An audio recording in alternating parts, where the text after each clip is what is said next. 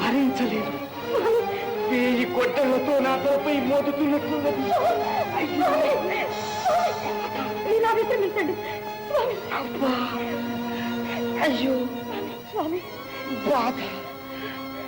నా కళ్ళకు అంతా చీకటిగా ఉంది. స్వామి, నా తల కిర్రును తిరిగిపోతున్నట్టు.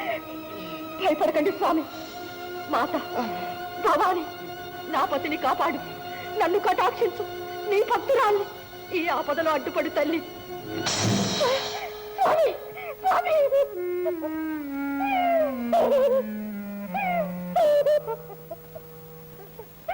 స్వామి, స్వామి, అప్పుడే మీకు 100 ఏళ్ళు నిండిన మీ పాద సేవలో నా జీవితాన్ని తరింప చేసుకుందామనుకున్నాను.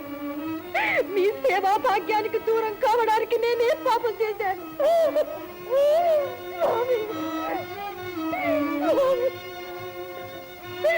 మన దాంపత్యం ఇంతలోనే అంతరించిపోవలసిందేనా? ఈ మహారణ్యంలో నా మొర వినేవారెవరు? నాకు ప్రతిభిక్ష పెట్టేవారెవరు? స్వామి,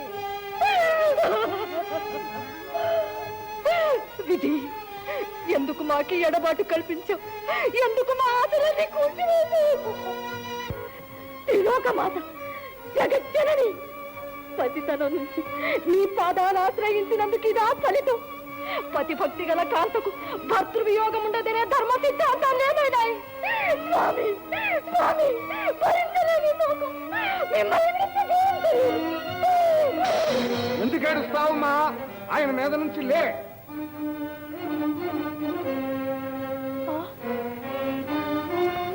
ఎవరు మీరు? యమదూతలం. నీ భర్త ప్రాణాలు తీసుకుపోవడానికి వచ్చాం. నా భర్త ప్రాణాలు తీసుకుపోవడం మీ సాధ్యం కాదు. పండి. ఏమైనా సరే యమధర్మరాజు గారి ఆజ్ఞ నిర్వర్తించవలసినదే. ఆగండి. సాహసించారంటే నా క్రోధాగ్నిలో భస్మమైపోతారు. మమ్మల్ని భయపెడుతున్నారా? భస్మమయ్యే డ్యూటీ చూస్తాం. రెప్పేద్దే.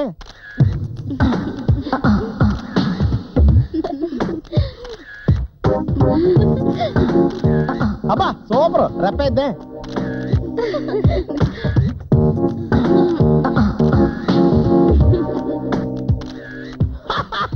ఈ పోజ్ చాలా హ్యాడ్ జీవితం సర్వనాశనం అయిపోవడంగా. కొంచెం సెక్సీగా ఎక్స్ప్రెషన్ ఇవ్వచ్చు కదరా. నీ అబ్బా నా ఫేస్ ఉండదు కదరా.